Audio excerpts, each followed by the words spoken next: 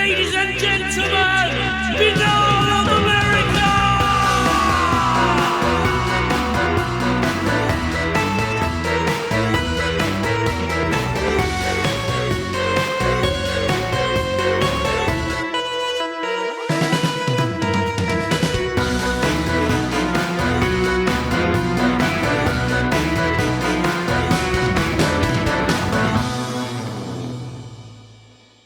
And now, ladies and gentlemen, your host, Tim Binnall. No commercials, no subscriptions, no network, no rules, and at the end of the day, my friends, no comparison. Welcome to another edition of BOA The Revival. Should be a really fun program for you this week, folks. As you may know, if you're a regular listener of the program, myself and Matt AP Strange Hopewell went down to Gettysburg at the end of August. He was a speaker at the Paranormal Research Symposium, and I went along for the ride because I wanted to check out the event and also check out Gettysburg. And I've been back a few days now. We've been back a few days. So while I was there over the weekend, I saw a few presentations, not as many as I would have liked, but I needed to split my time. I wanted to see the battlefield also. But during my time kind of just hanging around, Matt and a few other people, I just kept hearing Glennie. Matt's like, I went to Glennie's presentation. Other people were like, something about Glennie said this, and Glennie's workshop, and Glennie this and Glennie that. And I'm like, who is this Glennie guy that I keep hearing about? I keep hearing about this Glennie guy. So then, luckily, as the evening wound down at the brewery, lo and behold, here's Glennie, and we had a great chat. And I'm like, I got to get you on Binnall of America, Glennie. We got to talk. So. He's a paranormal researcher. He's working on his PhD. He's done a lot of work in this field, and I think the co-founder. I want to say I may get that wrong, but of the Messenger Guardians Institute, which also has beneath it the Messenger Guardians Paranormal Investigation Studio. So he's working on this Messenger Guardians sort of brand of stuff that he's working on. And we're going to get into that. We're going to get into how he got it all mixed up in this and his presentation at the Paradigm Research Symposium, plus a whole lot more, I'm sure. So with all that said, thank you so much, Glennie, for coming on the show. I really appreciate it. I really appreciate being on. Thank you for bringing me on so quickly, since the weekend is when, this past Saturday is when we did when I did my presentation. I'll tell you this. I had no clue anybody was talking that much about me, truly. I really didn't, man. I'm serious. So I don't always know the impact I have when I'm doing my presentations. Yeah. Well, we always start out the program with the bio, the background. Who is Glennie Sewell, and how'd you get mixed up in all this? Oh, gosh, there's so many parts of how this happens. And I'm sure that if anyone were to listen to any previous shows I've done or previous interviews I've given, it sounds a bit different, but it's really not all that much different. I started doing investigations haphazardly and loosely around 2009, and then found out one of my closest friends and professional who was a manager of mine in food service training way back in my Cedar Point days from the 90s all the way up to the early 2000s, was also a paranormal investigator. Dude was one of my best friends in life. And I did not know. Oh. And I called him and he says, I had no idea you had problems with your house. Why didn't you let me know? I said, man, I had no clue we had known each other for years, but independently gotten into this same work. And we were on opposing political scales too. So therefore, but we amazingly got along because we knew each other so well that those things just didn't truly get in the way. We were close, deeply close friends, and we loved each other that much.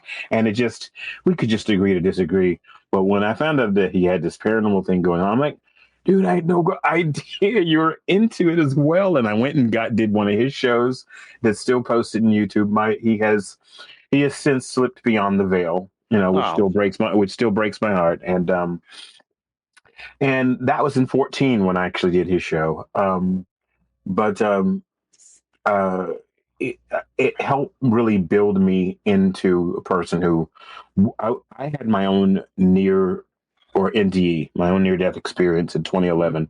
The first one. I've actually had two other events that I can't really classify as it because they're weird, and I'd like to tell your audience about it. Yeah. The first one, which I'm always limited on because of what I don't like to talk too much about it, but I was in a very dark space psychologically in 2011, just before I moved from from Western North Carolina to Vermont. And I was in a dark space, switching jobs, a job that teaching that had been, a wonderful students, wonderful job, but a thankless kind of administration and just horrible people in the end. Select ones, not all of them, but select ones. Right. And it had gotten so bad that I had already made plans. I switched jobs. My ex and I were going to move to Vermont, but it gotten so bad that I just said one day, I don't care if I ever wake up. It hadn't mentally gotten that bad. Yeah. 2 days later, man, I did not wake up. And my ex was over me, shaking me. I could feel myself walking into my closet. And it was this beautiful, cool air feeling. It was dark, but it wasn't ominous dark. It wasn't, oh God, I'm scared thing. Yeah.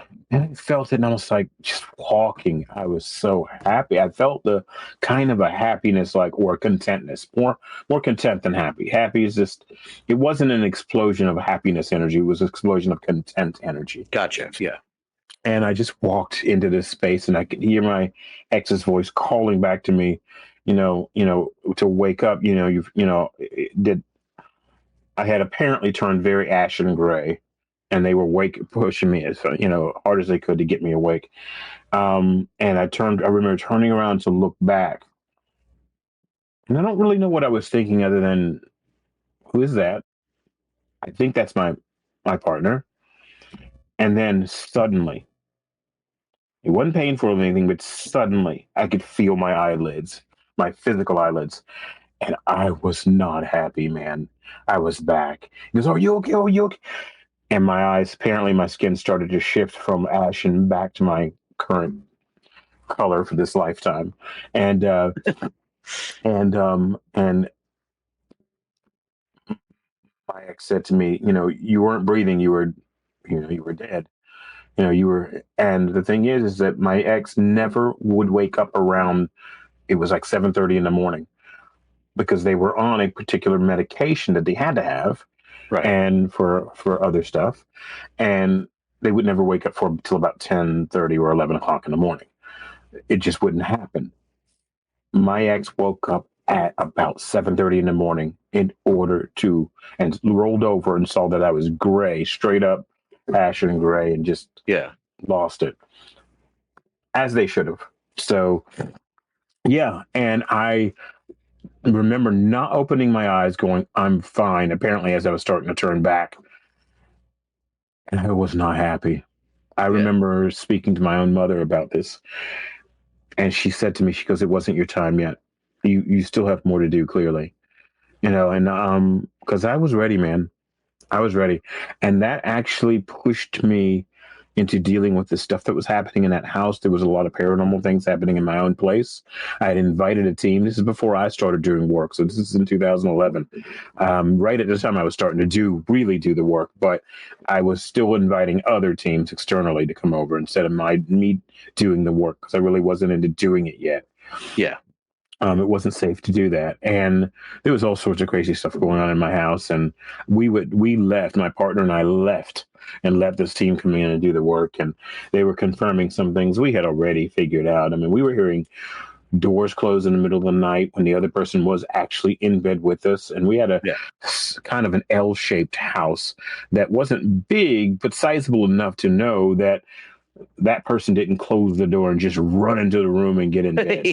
Yeah. It was one that you would hear, because we had wooden floors. You would hear that. And also the doors that were closing, you have to push them hard because they were rolling along carpet to close. They weren't just doors that would just swing open.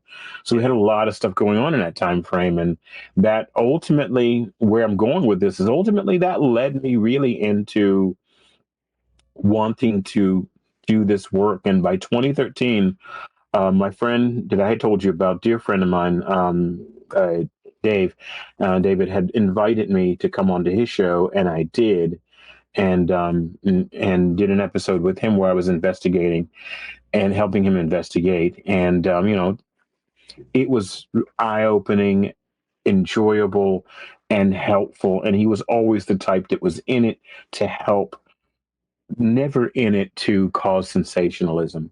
Right. And with my own character, I'm not saying I'm a perfect person, and whatever that even means, but I can tell you this: that was my thing the whole time, was to do this without some sort of sensationalism, without all the ruckus music and all. I mean, there's always the occasional, things that you can play and that brings people in, but then you you bring it down a little bit, and you go ahead and do your work, and you don't use it as the key to everything you find.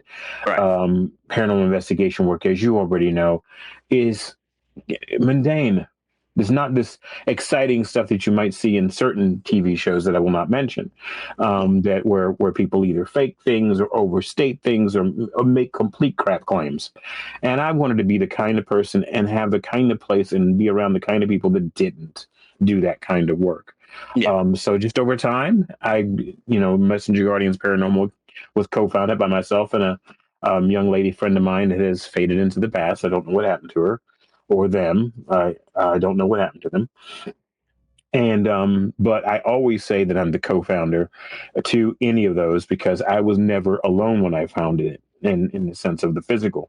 There was always someone else who had the idea. Even the name Messenger Guardians was from this person. She made it up. Okay, I was going to ask you that. Yeah, that's how that happened. And it was years. You would think I would know this, but it was years before. I used to use the tag name Walking Cedar, which meant he who carries the message. It was a native term I was given by a friend of mine, who was deep into Hopi things, and he himself barreled off out of existence, and was ultimately not the greatest of people in the end. But he gave me that nickname, that native nickname, during Sweat Lodge in the 90s, and I carried it, and it meant he who carries the message. Well, I never equated that with my other friend who did not know about the Walking Leader part, who came up with Messenger Guardians. Never told her about that at all. Never told her about Walking Cedar. Never told her about that. And then it took me years. Again, someone who's well-educated, you'd think I would have put two and two together, but even the well-educated don't always put two and two together. We've got so much stuff in our heads. We don't always put two and two together quickly. And I'm like, oh, wait. Oh, man, that's followed the same path as Messenger. Right. And I'm like, wow, I did. And that's I don't see that as an accident or what is that? Word. I lose my words when I'm doing my a coincidence. Thank you. That's the word. I don't see that as a coincidence anymore. Right. I never did. And I'm like, wow, how did those two separate individuals come up with the same spiritual thing that carries my organization or nickname or whatever? So I don't much go by Walking Cedar anymore, but if someone ever knew me by it, I don't deny it. But I still have a Hotmail that reads it, but I don't access it anymore. But it's those kind of things that built up what ultimately became Messenger Guardians Paranormal, then on to MGPIS, which then birthed MGI, Norwich University Paranormal Society. And when I taught here in Vermont, and when I was teaching here in Vermont, I'm online now, not with them, but others. And good society, great bunch of people. And then 2020 just wrecked everything. We did investigations for 2 or 3 years all the way up through. It was just and I wished I had actually put it all together in the YouTube channel, which I still can do. I have a few things, but I kept that going and then was hoping it would spin off and make its own. It would be its own life without me. I can be an advisor to it, but I wanted it to be its own life. Yeah. And it was going until COVID. So COVID wrecked a lot of things. Yeah. So I just kept it going. I've kept it going, and I'm still in contact with some of the people that helped get that going and keep that going, and were part of it. And ultimately, one of those people joined me to help create Messenger Guardians Institute. One of my good friends and colleagues, as far as I'm concerned, they're a colleague, Nice. not just a good friend. And now we're trying to do that. If you try to type it in and look for it in a business license, we haven't done that part yet because we're still trying to birth it. My PhD work is part of that reason, where I'm looking into the liminal states of consciousness and how conscious projection can help build and create reality around us to include anomalous realities. And it doesn't make, or anomalous / paranormal, it doesn't make those things less true by any means. What it does is it shows um, how much human psyche and human deeper consciousness projections feed into what we call the paranormal and build it into what it is. It doesn't make it less real. It just makes it more powerful from our end without us realizing it. So whenever you go onto a show and you hear people say, I'm freaking myself out, that's really an important statement that needs to be listened to, that needs to be understood. If people have realized that if they freak themselves out before they go into an investigation, they're going to lose it at every sound. They may even be only a little bit. I'm not saying all of it is this. They may even be projecting some of the energy necessary for those things to happen, or for whatever is using it to make it happen. So it doesn't say that those things don't exist. We're not talking about statements of belief. We're talking about what are you putting into the conscious, what are you projecting into that in-between space between physical reality and the other side for it to energize itself and bring it and throw it back into this space and do something with it. I'm not making a claim of good or evil. I'm not making any of those kind of societal balancing acts when it comes to when people call some demon and they call it this, that, and the other. I'm thinking, but we may have been the very ones who created those things, who built those things, and who have unleashed them upon this world and perhaps other planets too. I'm sure other conscious or sentient beings have had to go through this growing process within their species. But we are incredibly powerful individuals that can project and create and build upon the things that do exist. And we can also bring things into existence. It's not saying something doesn't exist. It's not saying your grandma isn't on the other side. That is not what I'm saying. I truly believe those things are real. But I'm saying we build other things and we project out into that imaginal space in between, and it projects back to us exactly what we're asking it to. It's it's our desires. And for anyone who wants to know, that's what my presentation was about at the Paranormal Research Symposium in Gettysburg. So that's where we're. I know that was a long and expensive. No, that was perfect. That brought us all the way up there. I got a few questions though. So first of all, what did you figure out? What happened to you where you had that near-death experience? Like, did you go to the hospital right away after that, or did you not at all? You're just like, well, I made it. Fuck it. Who was this? Exactly. You said it right there. No joke. No joke. I'm like, whatever. Yeah. No, because it was me. I'll tell you, it was me a couple of days earlier. I mean, it took time to come on to really understand that I had done this. Or maybe it didn't. Maybe it just took time to just admit that I pretty much, I mean, okay. Words are so useless in some of these situations. They're not precise. And I apologize to everyone out there. No, you're fine. I'm not being disingenuous or anything. It's just that physical utterances, or if I had the ability to project to everyone the images in my head about what went on, it would be better. But I can only do that with a few people. So what it is I came to understand that I pushed that event to take place. It didn't have to take place. It's not that I didn't have health problems. I'm sure I still do. But I pushed it. I even outwardly said, and I remember thinking it, I don't care if I wake up. I was in that dark of space. So, no, I had no need to. I know it sounds stupid to other people. No, I had absolutely no need to go to the hospital or to do anything like that. None. Neither one of us had any need to call an ambulance or anything. I'm sure ultimately that would have happened, but luckily it didn't need to.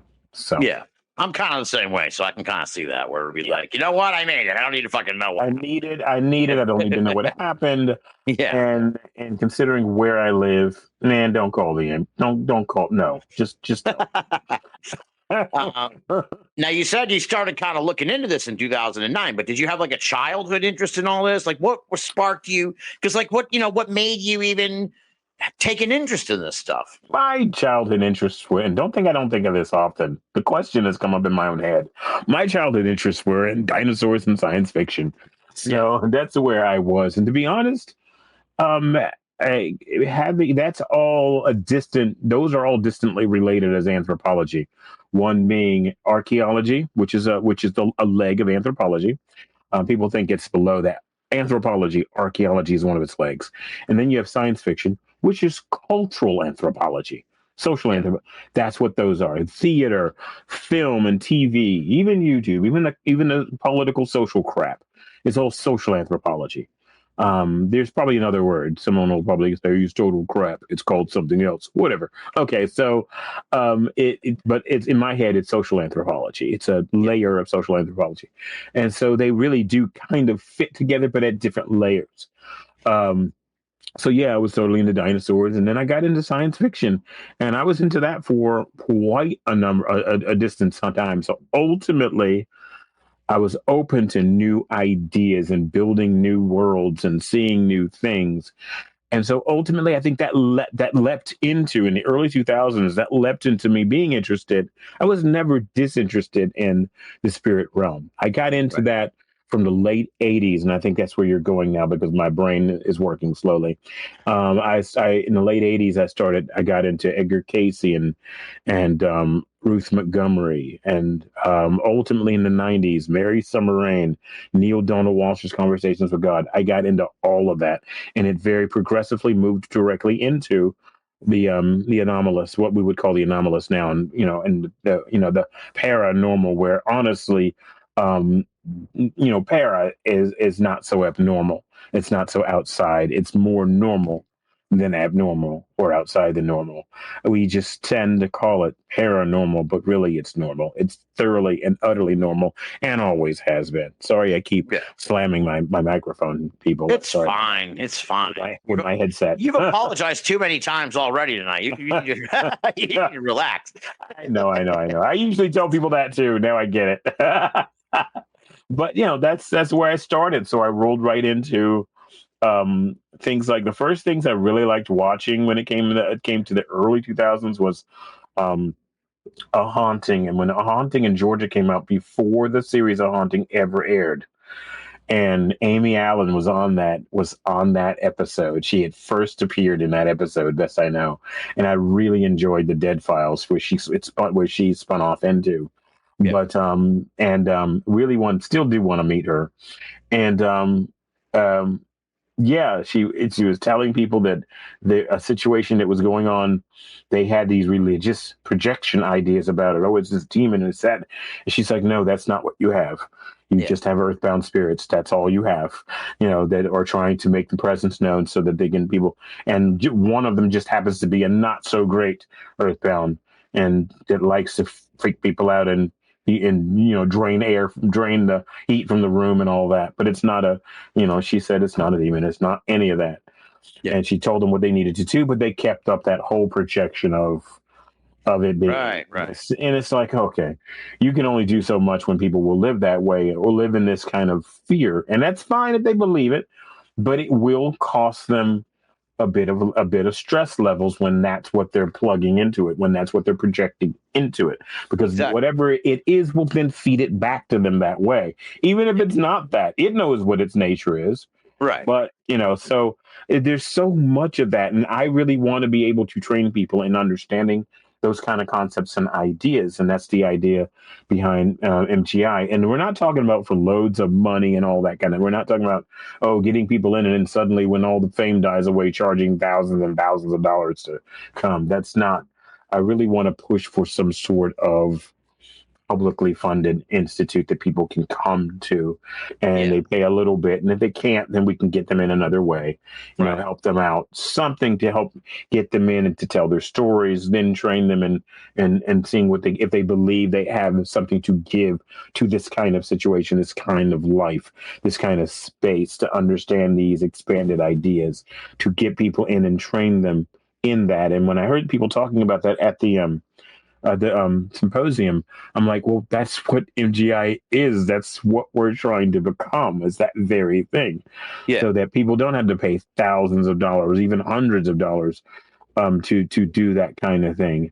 I mean, if there's a workshop that's a week long, that's $100 or less, that's not paying particularly exorbitant fees. Or you can get people in for far less or free.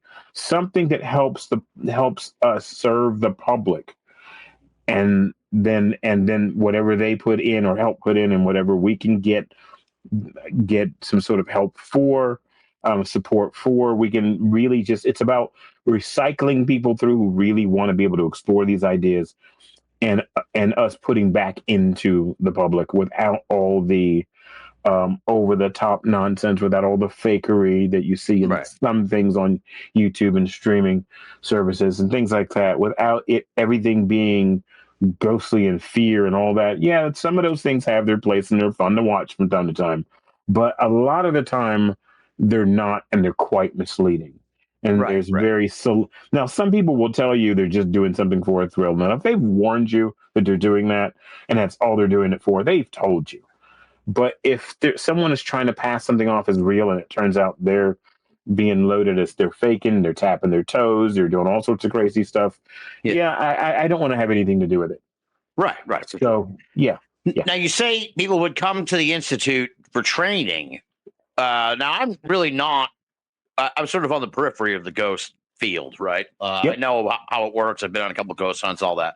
Mm-hmm. But I don't know exactly what you mean by training. So how would you train someone train them for what? For a paranormal investigation? Not just that sort of thing. Many come just to learn. Yeah. So I should have tossed that in there. Like what we did at the symposium, that kind of thing. They would come just to learn. If they want to do an investigation field, they've never done it before. Yes, straight up. Absolutely help them train for that. And we're not looking for, they're not looking for tons of money for anything. It's not in it. We all have day jobs if we're involved with the Institute, with MGI.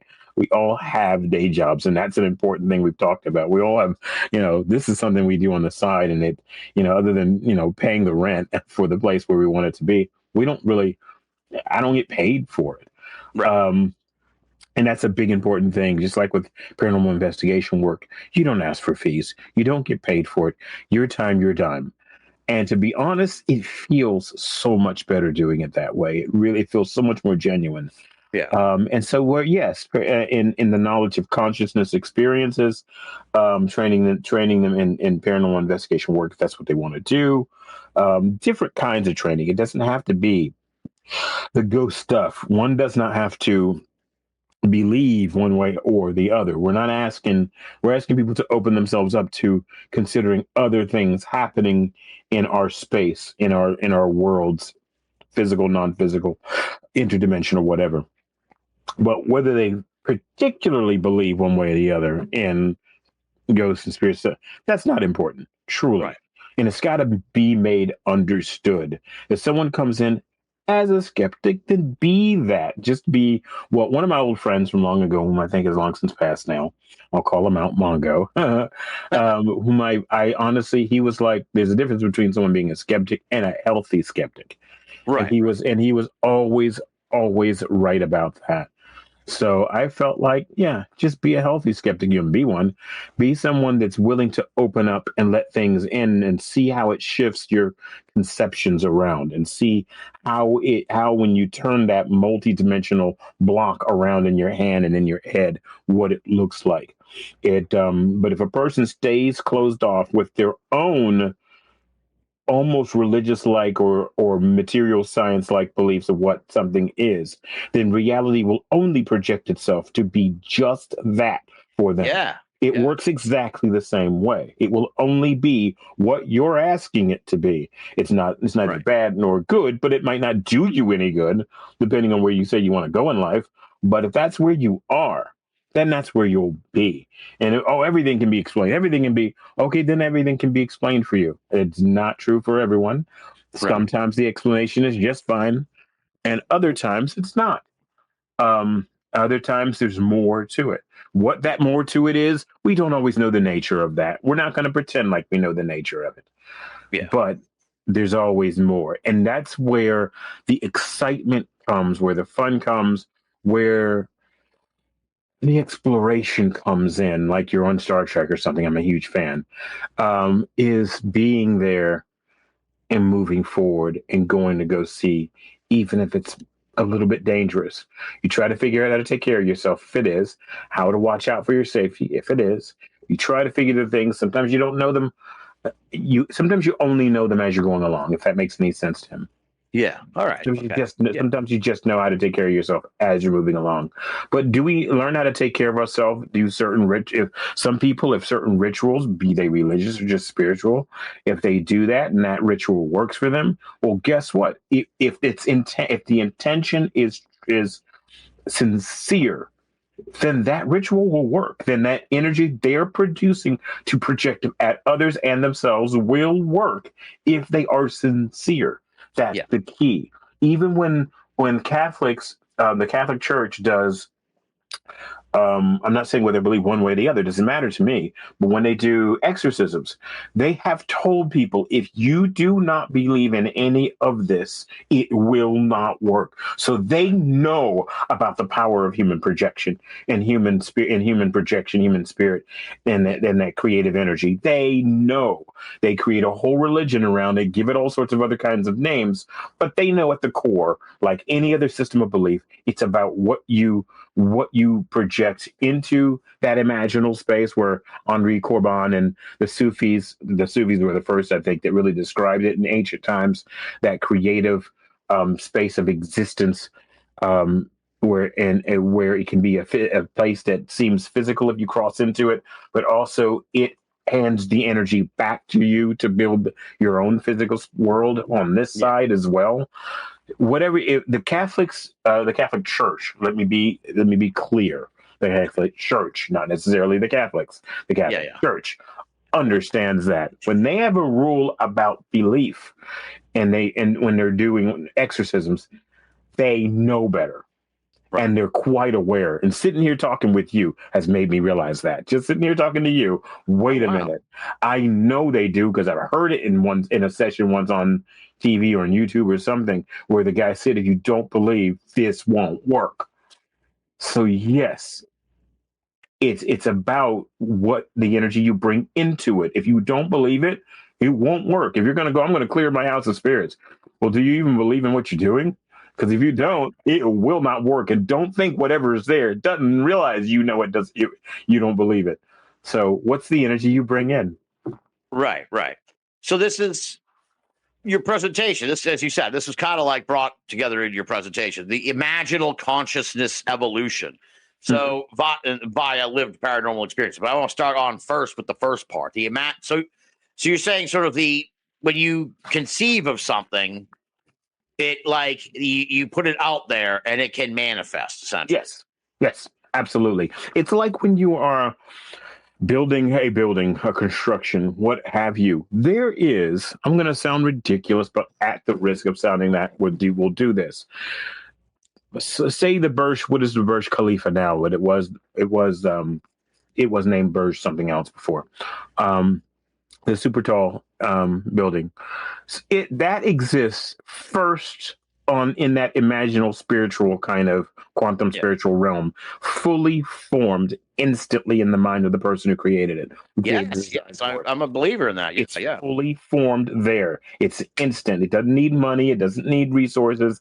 It only needs the projected energy of the person who wanted to create it. And it would be created there if that person, say it passed away, was there, thought about it, boom, there it is in its full form, the way they wanted.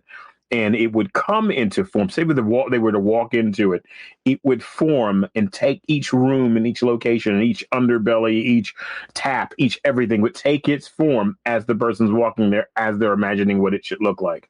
And it would take that form.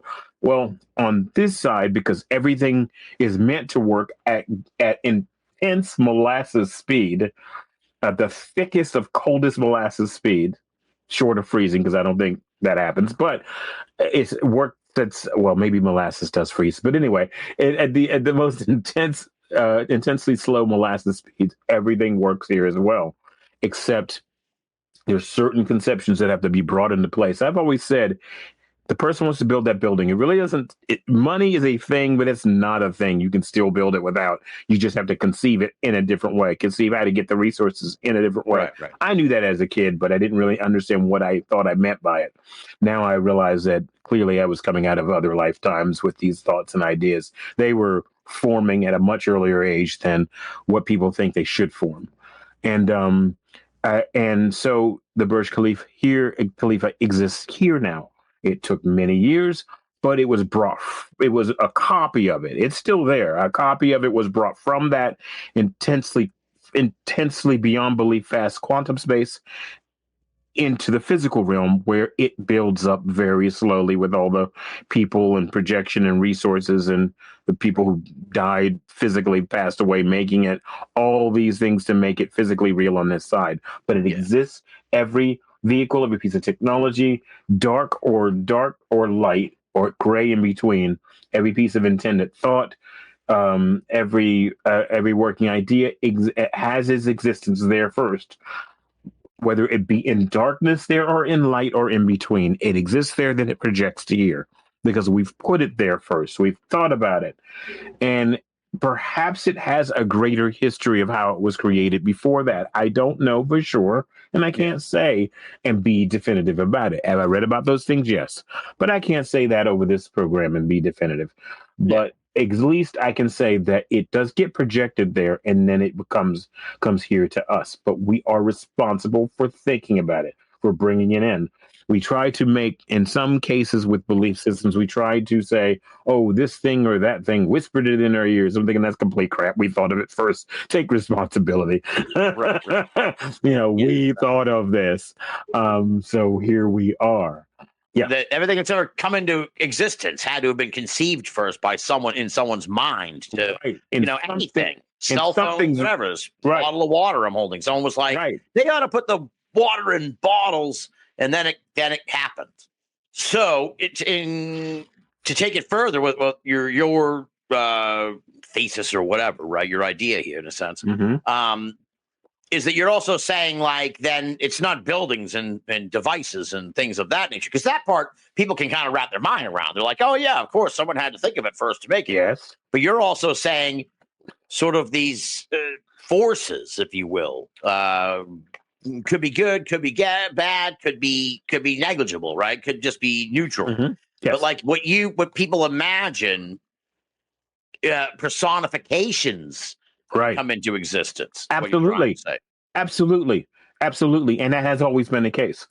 With being at a level 0 Kardashev in civilization, where we still haven't figured ourselves out, where we, even though we've been around as this human species, as this version of ourselves for more than 200,000 years, and we still have not figured these things out. And yet the version of humans that came just before us, who did live along with us for a while, because nature ultimately just, changes in the planet's environment ultimately took them down. But even Neanderthals understood this. They had an understanding. Their brain size was bigger, either the same size or bigger than ours.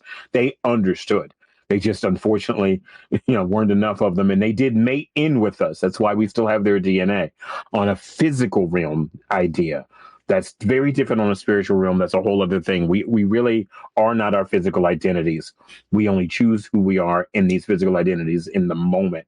But we can choose to be someone entirely different from a whole other group of people, a whole other ethnicity, a whole other whatever other existences we choose to go into or are in, all at the same time, across all time, all at once.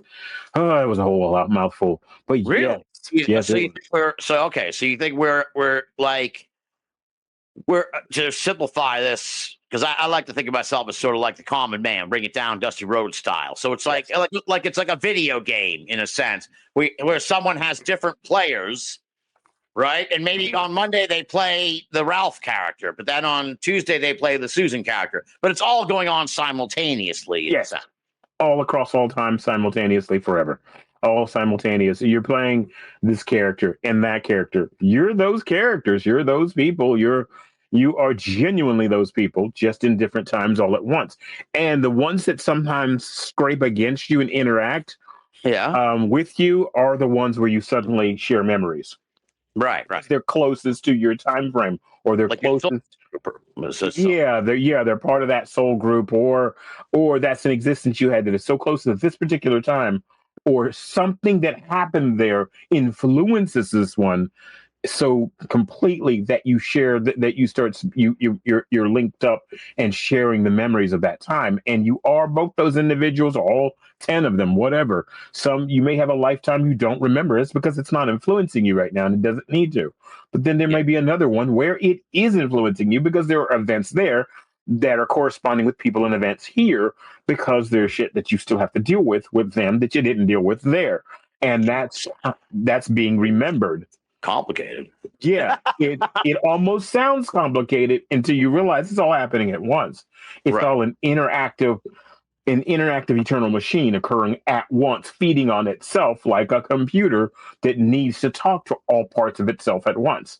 And no matter what stages and what programs and what things are on the desktop, it needs to talk to itself all at once. So these are the kind of things that are occurring. And in understanding that, and I'll notice I didn't use the word belief, because that word is blown the absolute hell up. It's just overused. But in understanding these ideas and incorporating some of the understanding, you don't have to incorporate it all. You can throw it around till you're 90 years old before you accept some parts and put other parts aside. No big deal. But in understanding it, you go, oh, that explains why I felt the way I felt about that barn, or about this place, or about that. Oh, I get that now. I get that. And I knew it then, and I just didn't want to deal with it. That kind of thing. And it makes life more rich when you understand. It doesn't make it limited. It doesn't say that what you've believed is wrong. It doesn't make any claims like that. It just says there's so much. Even Shakespeare said it. There's so much more. There's so much more going on in reality than we can ever imagine. What did he say to Horatio? I can't remember the line now, where Shakespeare had said, "There's so much more to heaven and earth than man can ever devise." Horatio. That's so completely true. And I can't remember if that was in the Merchant of Venice or Henry V or Henry IV. I can't remember. I teach this, and yet I can't remember. That's because I teach so much. I'm a literature professor. I'm a literature college professor, world literature. So, and I can't always remember. There's just so much stuff. But yeah, this has been so exciting. Did you and I talk out in front of the hotel at one point where we were with a group? No, we didn't. No. Okay, so that wasn't you. We met at the beer garden. That's right. The best place you could meet. How exciting it is. This is why I love doing this, because, and this is why I can do it when I'm not seeing a person. I can get into it too, but it's a lot faster to get into it when I can see the other person. I'm a visual kind of person. And I come to realize things as I'm looking at them and talking, and it causes this rupture of kind of quantum spiritual excitement within, to get me, where I'm like, oh, wow, now I realize, and talking to you, I realize what that was all about now. And you've helped me realize what something was. And I'm like, oh, wonderful. So, yes, Binnall has helped. No, this is great. Happy to help. What are the thoughts? Okay, so talk about what went down at this workshop, because I heard you. So people would tell you. I gave you the baseline. No, I know that, but give me I guess people would tell you their paranormal experiences, and then what? You responded with some kind of interpretation or something, or what happened? Because that's all I heard. I didn't see it, so I'm like what went down in that? What in that room? Not necessarily. That's funny as shit. Sorry. Anyway, just watching you do that is funny. Hearing you do that is just so funny. I distract easily, folks. I distract so easily. It's all good. We're having a good. I could be made to laugh like a mother. Anyway, what it was is the workshop was meant for people to tell me what their experiences are. Talk to each other in a group. Turns out they more spoke to me than the group, but I had recorders, audio recorders. They all knew this. I was setting them up openly in front of everyone because this is ultimately a part of what I want to use to feed into my research. And where they just tell me their stories. And what I do is I select certain words in the stories, certain ideas, and I write a descriptive layer that expounds upon that. And then I go into other conceptual thoughts that those words might mean, those ideas might mean, and how they might fit into this concept. One person can just say one thing that gives me a whole idea of where they think they might be going or what they think they might be feeling, just off the use of one word. And why I do that is because I need to let them be the ones to use these words. I need to let them open up and talk. Okay. I need not with somebody correcting them, not with somebody trying to. If someone uses a different word because it's the one they know than in their version of English, since everybody speaks in a slightly different dialect or whatever, then use the word you understand from the dialect you speak. I don't care where you come from, whether you come from Appalachia or California or Minnesota. I don't care where you come from, or Texas. Right. It doesn't matter. Use the dialect and the framing you understand. If you use a religious framing, and that's the framing we start from. That's the framing we need to use for what you're talking about, because it's the framing that fits. What I'm trying to see is where that projective energy in that framing, how it affects how you're trying to see reality around you. And I do say trying to, because you're trying to build it around you. Now, if that means that the religious framing is how you see it, then the religious framing is how you'll take it. But if there is an instance that breaks that framing, then there was an instance in your mind, whether you admitted it or not, where you thought briefly, what if it is something different? And most people aren't going to openly go, well, I think it might be something different. They won't. They'll hang on to the ideas they have that they grew up with. But in the back of their mind, and you can't lie to the universe, in the back of your mind, you might be thinking, what if things are really actually different than what I thought? What if things are more intricate and interesting? When I say different, I don't mean dark, horrible. I only mean that if that's where you like to take the world. And that's not making it invalid. Some folks just take the world in that direction. But people see the glass half empty. Right. So if that's where they go, that's where they go. We're talking about the glass half full kind of thing here. I'm not saying I'm always like that.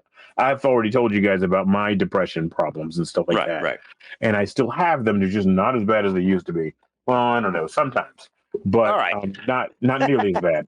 But because I'm being forward about who I am and how I fit into this reality and where I am in it. So I have to say those things, because when people claim that, well, everybody's got a dark side, well, no shit, really? You know, that's my thought. So no kidding. But my thought is this: if you are open to the idea that perhaps there's something else going on, well, holy crap, what else could there be? You don't have to say that to your friends or your family or to your church or to your synagogue or masjid or mosque or whatever. You don't have to, or wherever.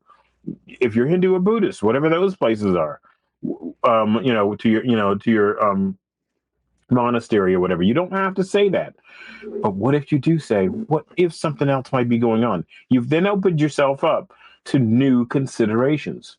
Right. And that's where we get people coming to the symposiums. That's where we get people coming to MGI when time comes, who do still do, because I advertise and I do talks. So MGI exists. It's just not out there with a business license yet. I'll repeat again. We're trying. Yeah. And it'll be out of Vermont as far as we know right now. So, all right. You know, all right. Okay. So you say you pull a word out of what they talk about. Would you say that's like a psychic thing you're doing? Is this something involving or is this more of a creative? I guess it all kind of blends together kind of with what you're saying, but it's all creative. I like how you just said that, but no, it's not psychic. Are there medium things that I can do when I'm doing my work? There can be, and I will. That's all I'll say. Because it's not a thing I would ever advertise to anyone. There are things, but this is not. And it can happen in these sort of situations. But the words I pull are the actual words they've used. Right. But I guess when they stand out to you, when they stand out to me, yes, that can pull from a deeper interspiritual quantum spiritual location. Yes, it can. Yeah. It falls straight. When I'm writing my papers, there are times when suddenly it will come to me. Like last night, I wasn't even trying to start to write the thing that we have to write for the publication in October. But all of a sudden, I got this note in my head. Something said, "Start writing it right now." And I just opened up a document and started typing. So I opened up the old one to see some of the setups to make sure the setup was right from the one that was done last year. And I started typing. And that's really how I've done my work. Is I do take notes. I do have, well, nobody can see it, but I have a big, giant Nice. leather binder that contains my regular investigation notes, my graduate notes. Wow. That contains all sorts of notes that I use, and it is full. It's not full yet. This one had better not be full, but there are pilot studies and things on the same work that I have been doing, and I'm continuing the work. So what I'm doing is I'm really just trying to do a kind of preliminary pilot on this to see what people are saying, to see what questions they're responding to, and see what ideas are being used from them, what ideas are being put out by them, and analyzing that really on there was a word you used at the very beginning, and I think you used it by accident, but it was actually a word I used in my MFA work. And it was, oh God, now I'm not going to remember. Anyway, I don't know why, but suddenly it's been something that we've needed to deal with. It's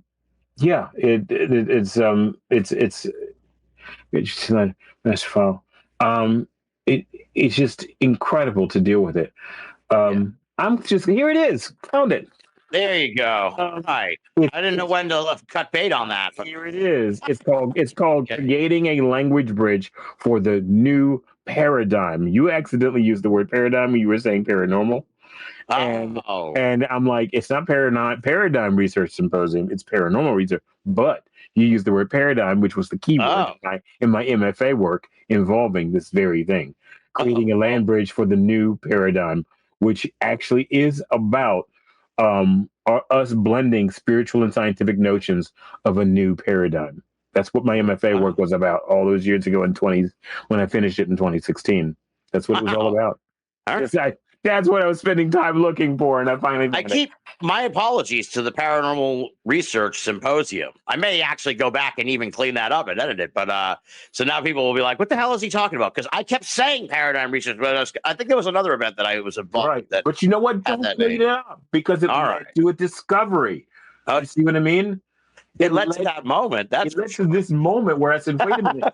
I remembered it when you said it. I said, "Well, you said paradigm, and I think you meant paranormal, but paradigm is the thing I focus on in my MFA work and involving this sort of work." And the thing is I didn't realize until I got into the place where I'm at now for my graduate work. I'm not calling it out right now because I'm not safe calling out where I'm doing that. Only because it's in the Paranormal Research Symposium material where I am. Right. But I'm not trying to call it out because I'm not trying to get myself in trouble. Because I'm just trying to stay safe until everything's ready to go. But when I did my Goddard College stuff, my long critical, which is your research work, it's creating a language bridge for the new paradigm, and I'm like, okay, I got to tell them what that is and why that has led to where I am now with my with the graduate work I'm trying to do, and with my own MGI work. It's all linked. It's all in there. Yes, interesting. But yeah, that's what I'm doing. What did you? Yeah, go ahead. No, go ahead. Well, I'm just going to completely pivot to Gettysburg. What did you think? And again, I do want to. I feel embarrassed now. I'll leave the mistake in because you requested it, Glennie. But yes, my apologies. Yes, yeah. Only because it led to such a great discovery. I feel bad. My apologies to the. Don't feel bad. Don't feel bad because if you hadn't said it, I wouldn't have brought this up. Yeah, I wouldn't have looked it up to link all of this together. You see what I mean? Yes, yeah, exactly. So I never took it as a mistake when you said it. I'm like, oh, I know that might have been, but it was a prompt. It feels like something else was speaking to me with that, saying, nope, That's okay. It's a prompt for you to do this. So it's like that help from these other kind of helpers, which we think are these things above us and stronger than us, when actually they're just like, well, okay, let me be clear about this. Not everybody's family members are helpful. Mine's are, but not everybody's family members are helpful. Right, exactly. Yeah. So it's like having good friends and decent people in your life, blood or otherwise, who are there beside you, helping you out. Yeah. That. So let me be clear about that. In order to take your idea, in a sense, you have to believe it, right?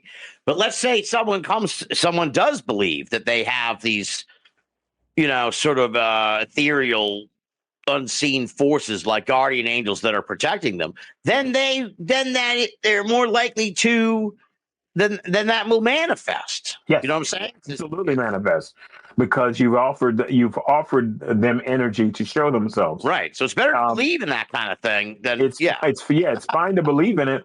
If the energy and consciousness energy is there for them to show themselves, they'll show themselves if it's the right thing to do. If it turns out it ain't the right thing to do and you're full of shit, then they're not gonna show up.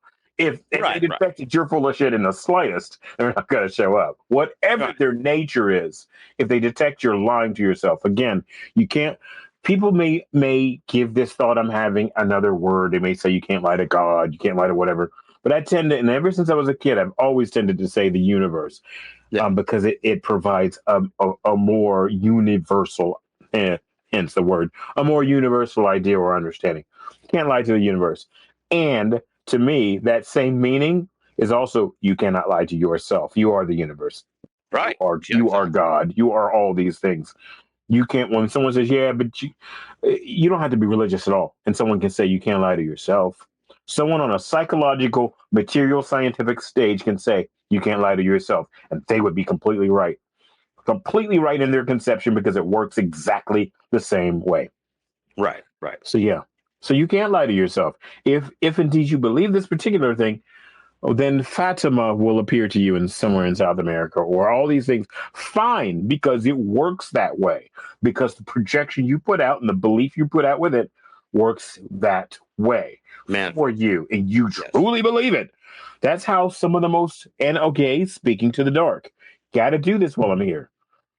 That's how some of the worst atrocities on earth also happen. Yeah. If you really believe in the ideals of Italy's fascist parties from the past, and not the ideology and all this darker shit, I'm going to be completely purposeful with my language here. I'm not trying to be Bambi here. If that's what you believe and you're into that, guess what? That reality will project itself, and humans will see themselves at the darkest and worst places they can put themselves. Humanity will see it. And it happens all over the planet, on all 7, to include Antarctica, all 7 of its continents. It has happened in some version or another. No particular ethnicity or group is safe or is excluded from it. That just shit has from ever having happened. It has. We lie to ourselves a lot and say, that would never happen. Yes, it would. Let me give you an example. It has happened. So again, as with the light, as with the gray, and I handle the gray a lot. I stand between the light, like the character of Delenn said on Babylon 5. We stand between a candle and a star, between the darkness and the light. And I always loved that statement. Yeah. Always loved it. And I miss Mira Furlan. She passed away in 2020 of like dengue fever or something. She didn't have COVID. And I was heartbroken because I taught with that line and showed one of her Great Council scenes from Babylon 5, and acted it out for my students at the very beginning of day 1. Yes, I did. Yes, I did. When she was coming in to get the Great Council to save Babylon 5 from the attack from Earth. And I'm like, and I memorized and acted that whole thing, and I got acts in plays. I got parts in plays acting that very scene. So Wow. yes, I'm a theater person too, if you didn't know. Picked up on that. Yeah. Jeez. So yes, I memorized that whole scene that she walked in, and I memorized the whole thing. And I would do that with my students. I would secretly get 12 of them to stand around me. Lights out. We would do this thing. I would have a staff that would break in the middle, and the other students would not know what I was doing. So it's that kind of quantum spiritual craziness to get them involved in the literature and the writing and in all the interesting stuff in the course. In some ways, my literature students inhabit the event horizon of all of this quantum spiritual stuff. They inhabit the layer just on its event horizon, to where they can option to come in or maybe try and escape its gravity if they're too afraid to deal with it. And that is okay. Understand that's always going to be okay. And I want people to understand that who aren't interested, who say turn this interview off partway through and said fuck him, he's just a lying bastard, whatever. I'll laugh at that. I'll laugh at that before I will ever feel otherwise. So and you know what's I can't drop more hate in the world. There's too much of it now. That's for sure. That's for sure. Yeah. So you know what? The part of me, Tim, that's talking is that higher part of me, not the depressed part. The part of me that's talking is that quantum spiritual layer that comes out of the cage when I let him out of the cage. So this is why I've enjoyed. I sometimes stress a little bit. Okay, I got to do another show, but then I think I haven't done this in a while. You guys are the first, and then someone else asked me, and I'm on Monday. Yeah, again. Matt's show. You tape. Yeah, it's like holy shit. What? I remember it's Matt, and I'm like, wow. How did I make that kind of impression? And then realized there was other people that I've talked to in the past where I did shows and they wanted me to come on, and I'm always trying to be careful of the ego aspect. We all have it. We all have it, but it's not that we have it. It's what we do. What do we do with that energy, and how do we control it from within ourselves? Yeah. If that makes any sense to you. It makes perfect sense. So I'm trying to control that.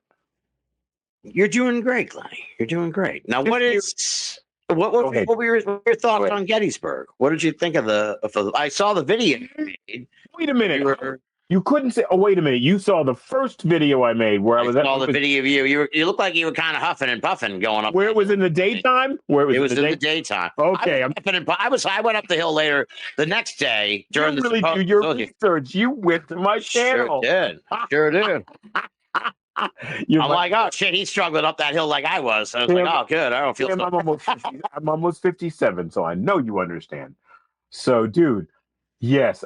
A little bit, but I was actually okay. I have always had a hard breathe, even when I wasn't struggling. And people look at, "Are you okay?" I'm like, "What?" They're like, "We can hear you breathing like you're struggling." I said, "No, I've always breathed that way. I've always had a bit of a." So I was good, and even when I am struggling, I'm still okay. But what I did, I'm thinking, wait a minute, the video that he's talking about doesn't air until 9 or 10 o'clock tonight. How the hell would he know? Or something, or 8 tonight. It's aired already. Tonight. Yes. I aired it. Look, I ain't watching that until I go watch me some Star Trek. Star Trek Strange New Worlds. Then maybe I'll go look at my video that aired. But no, shout out to all my people in Star Trek. Yeah. I wanted to do more, but I have a video tonight where I walked nighttime. I know that they try not to allow you at night, but guess what? The gates were all open. So, I wish I'd known. I would have gone with you. I wanted someone to go with me, and I didn't think anybody would join me. I was tired, but I would have gone in a heartbeat. Damn, we missed out. We would have. I know we got to join together, and I'm not. You and I would have got arrested in Gettysburg. Actually, no, we wouldn't have. No, we wouldn't have. I went, dude. Ain't nobody there. Yeah, the gates were sitting open, and ain't nobody out there.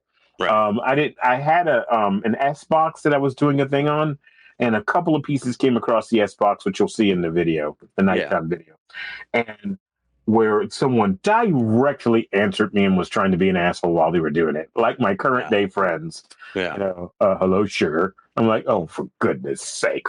And it was a dude's voice. It's not that part bothered me, but it was how he said it, not that he said it. But anyway, so it was funny, and I wouldn't have it any other way. So what was your sort of just sense? I mean, because I really it was an interesting place to be. The energy is very, you can really tell. I want to tell you your before anybody gets on the look, if they do it all, before any speakers get on to look at Messenger Gardens Paranormal Investigation Studios or MGI or MGP, whatever it's still listed in, and you'll find it.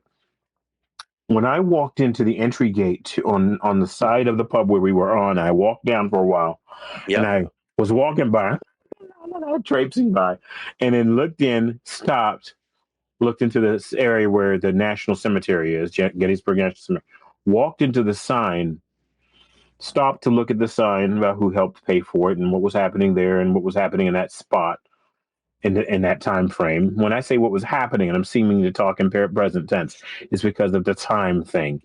I'm not a linear time person, but you guys know this, so I will make it easier for folks listening. When I read the sign about what was happening in the past in that spot, that's what I'm saying. Suddenly, I felt someone run up on me. And dude, I don't feel this often. Oh, weird. I mean, literally run up on me. I'm just like, and I turn around and look. And I walk out the gate and there's dudes walking by. And I'm like, and they're like, you okay? I'm like, yeah. I just felt somebody walk up on me, run up on me. Not just walk up on me, run up on me.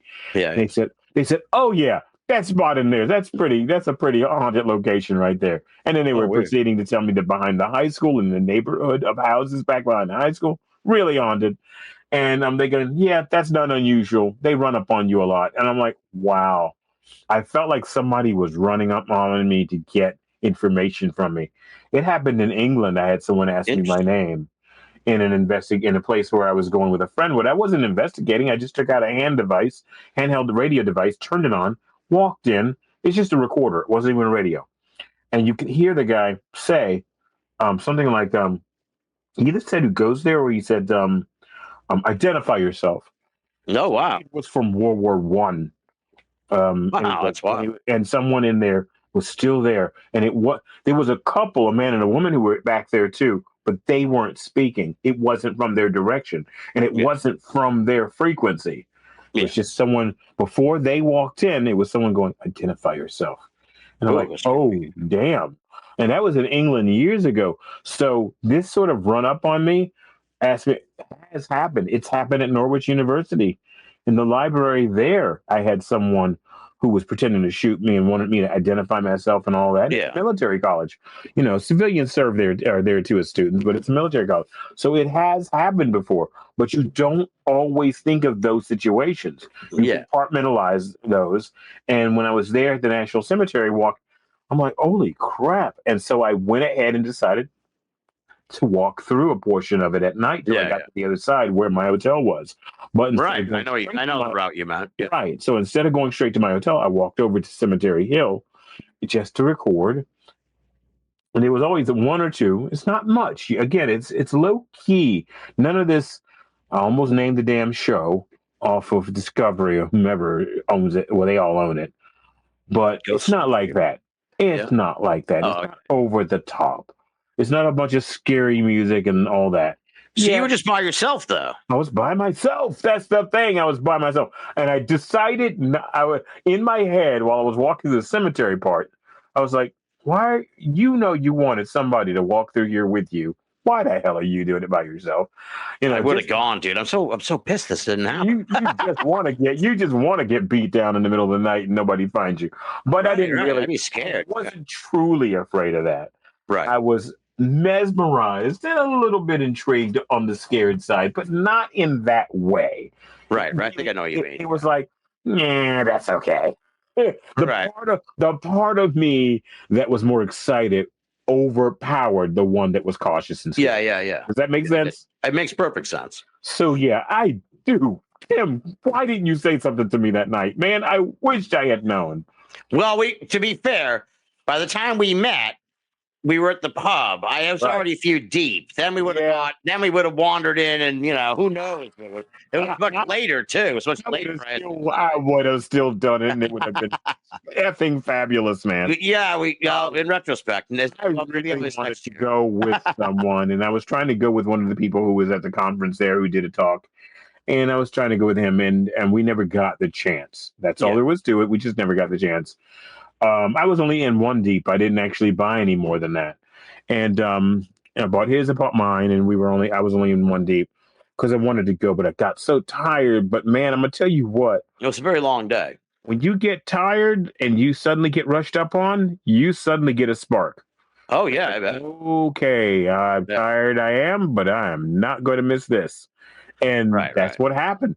Okay, and I'm not kidding about this. You and I have to get back there. I want to go back to Gettysburg and do. Now, whether I do an investigation, we meet up and do an investigation, or I do one first before you come, or do one months before you get there, doesn't matter. You and I got to do this. I wanted to do one that night, and I wanted someone to go with me, and I never got that chance. And I knew that it was probably not meant to happen that night in that way. Otherwise, I would have been able to do it. There's so much. Exactly. It didn't happen because it was meant for you and I to do it. We had to come up through this conversation. It had to come up in this conversation, and now we got to make it happen. And the thing is, we are both not over the top people when it comes to shit happening. You still got to take it a little control. You don't know the nature of what you're dealing with. Yeah. But at the same time, you can't explain away everything, because sometimes the attempt to explain shit away sounds more ridiculous than ever. But the more ridiculous people get in their heads, it's like, that just sounds stupid. I'd rather just believe it was a ghosty. So, because what you said is dumb as hell. That kind of thing. So people have to watch out, because their explainaways can sound 1,000 times dumb as hell. It's like, I'd rather think it was just a damn ghost walking by, holding the middle finger to us and walking by. That kind of thing. Right. It might have been that simple. Who knows? I'm sorry, people. I know I talk shit, but whatever. I love what I do, and I'm so glad that Tim brought me in tonight. I really.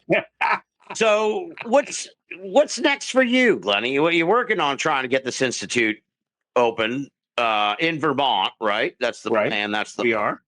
So you're working on your PhD. What can you tell us a little bit more about the PhD? I know you don't want to get into the university. Can you give sort of the general idea of what is? I'm sure it ties into all this. Actually, you all got the full scale scope. You guys got the general scope tonight. It actually ties directly into the working with the imaginal, and how it can project and create and build into the anomalous lived paranormal experiences. Did you get the chance? Did you get the chance to meet Josh Cutchin? You were at the event last year, so I get Josh. I think he talked about Bigfoot, but I'm not positive. I don't. It's okay if you didn't. I didn't meet everybody there, so I was. I swear we might have talked for a hot second. You may have. I haven't mentioned you to him, so I don't know if you did or not. We might have talked for a hot second. The point being is that he just wrote a book that came out this year called Fourth Wall Phantoms. And it's about sort of the idea of fictional concepts manifesting into quote unquote reality. So you should check it out, because it's right up your alley of what your Fourth Wall what? Fourth Wall Phantoms. So, now what I will say about the concept and ideas of what people call Bigfoot, as far as I know. Don't ask me this in general detail, because I can't give it to you right now, because I can't prove it. They don't like you pulled Bigfoot out of all that. They don't like. They don't like being called that.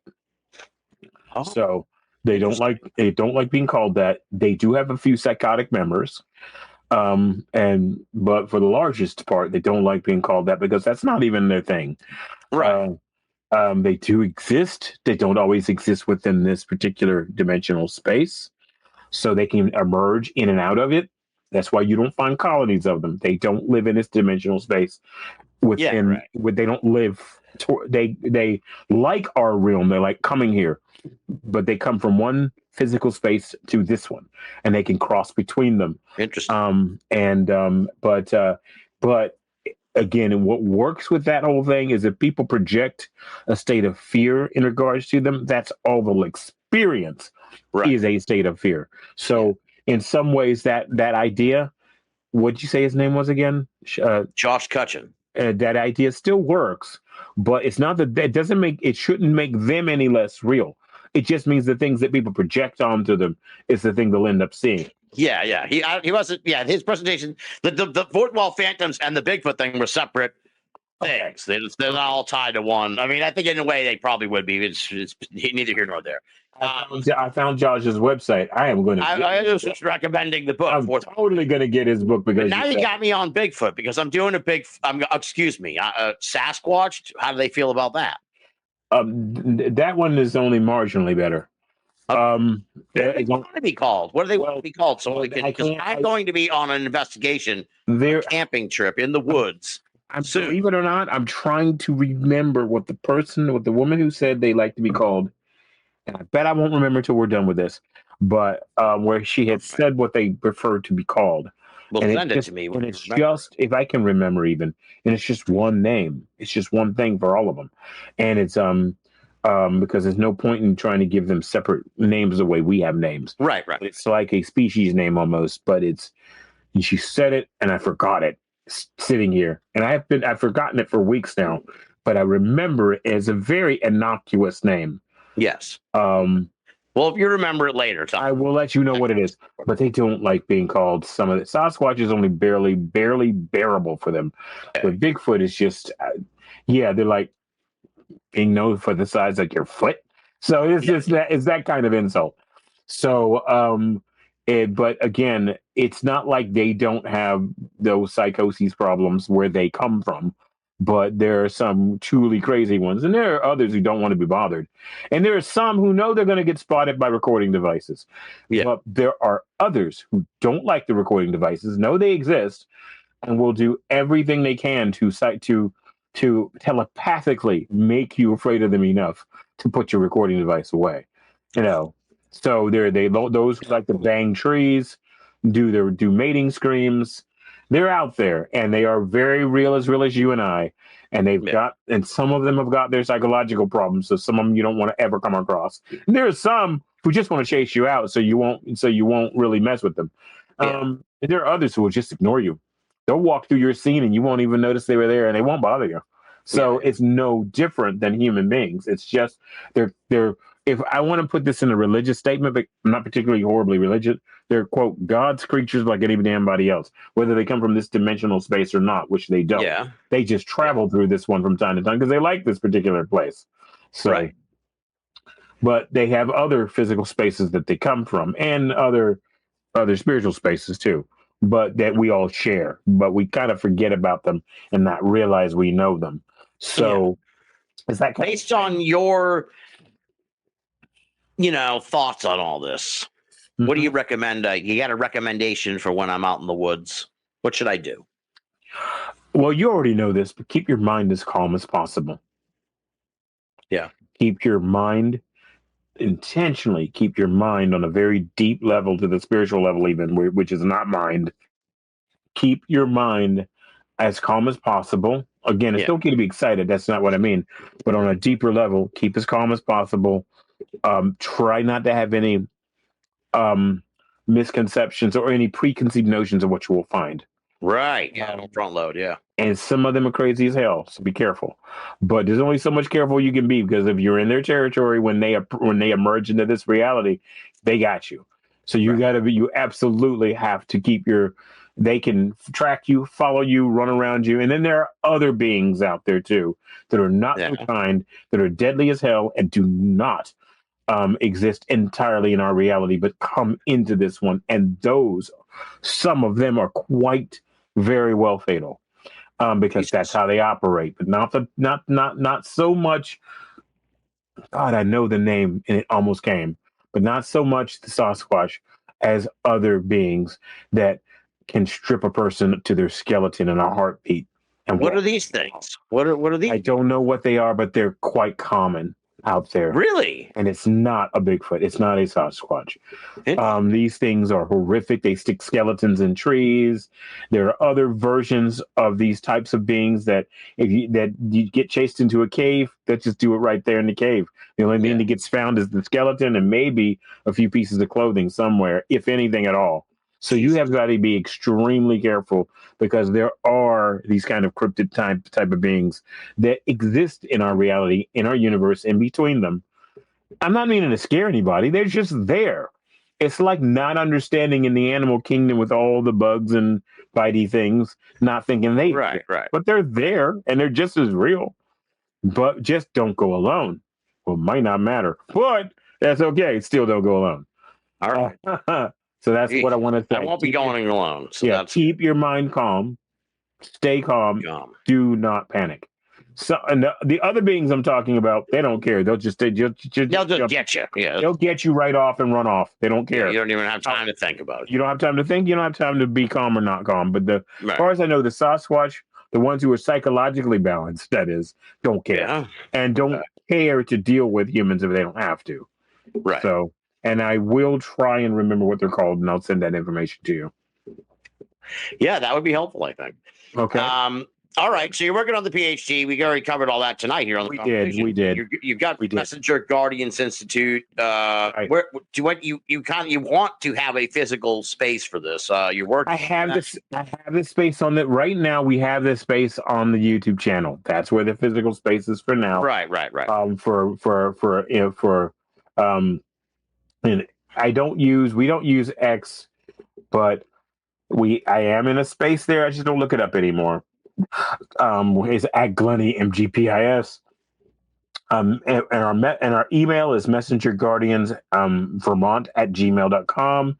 In YouTube, we're Messenger Guardian MGP Investigation Studios. You'll find us either way with that. And I have a SoundCloud link as well for Messenger Guardians Paranormal, so you can look it up that way. Again, Messenger Guardians Paranormal Investigation Studios and YouTube, we're all there. MGI and Messenger Guardians Institute, we're all there. Yeah, just punch it into the Google machine. It'll be fine.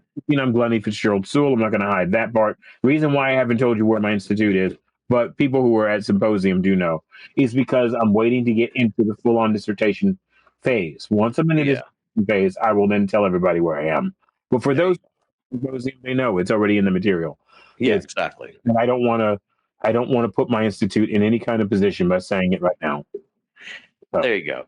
All right. Well, with all that said, this has been a very fun conversation, Glennie, and very enlightening. And it's been a lot of fun chatting with you, man. I've had a blast, and I'm glad we had the chance to meet at the Paranormal Research Symposium. Hats off to Alex Matsuo and her whole team. Yes, indeed. That weekend together. It was thank you, Alex. We love you. Unforgettable. Yeah, it was a great weekend. All right. And thank you, Glennie, for coming on the show. Thank you, Tim Binnall. Thank you very, very, very much, Binnall. I appreciate everything you do, who you are, and maybe I'll come on again at some other point. Oh, maybe? I'm only getting... I will. Okay, I will. God, call me out. But I didn't want to be imposing, you know. There you go. I'm just giving you shit. It's been fun, man. It's been fun. You and I together, Gettysburg, let's not just talk about it. Let's make it happen, okay? We should. It'll be fun. All right. Be well.